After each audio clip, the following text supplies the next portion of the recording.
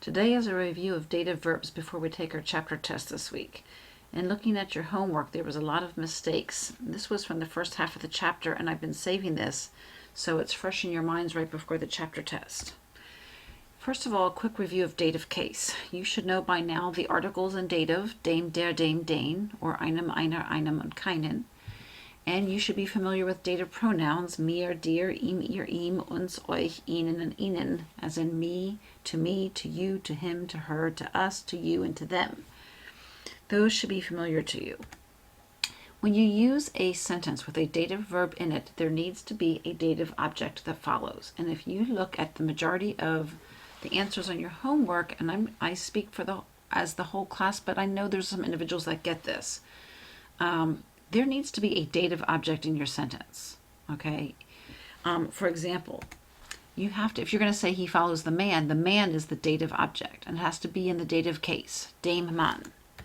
If it's a feminine word, it becomes der, folgt der Frau. If it's a neuter word, it becomes dame.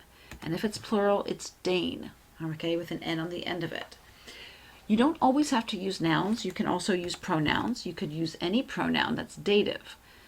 Folgt mir, folgt dir, folgt ihm, ihr, or uns, or euch, or ihnen. He follows them. All right?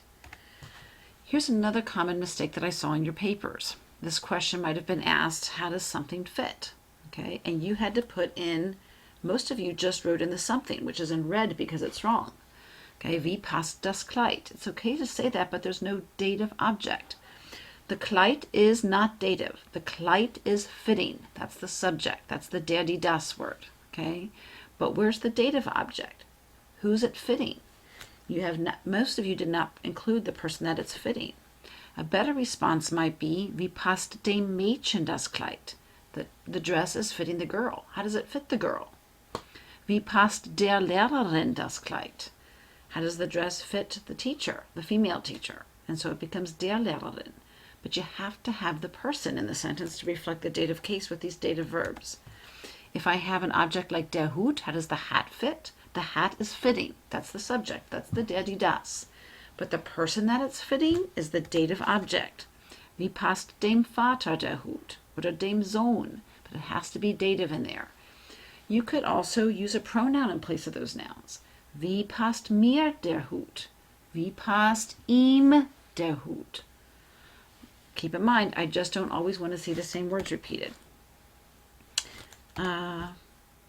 Finally, I want to just show you this list of sentences that I'm going to ask you to do today in class.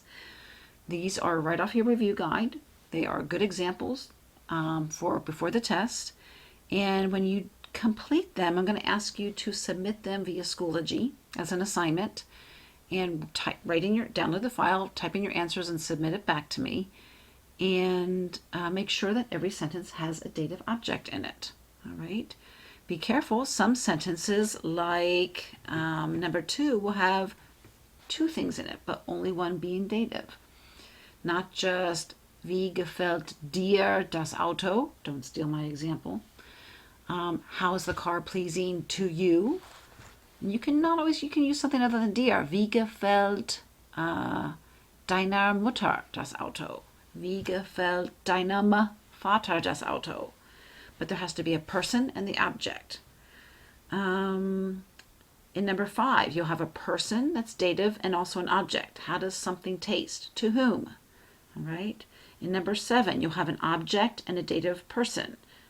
The dress looks good. Oh, no, you won't have an object. You're talking about the dress. The dress looks good on whom? You'll just have a person. But number 8, how does something fit? What are we talking about? What's the thing, the subject, and who's it fitting on? You'll have the dative object. So try again. Keep in mind what dative is. Use dative and submit your assignments to me during class today, and I'll try to review them tonight. Thanks.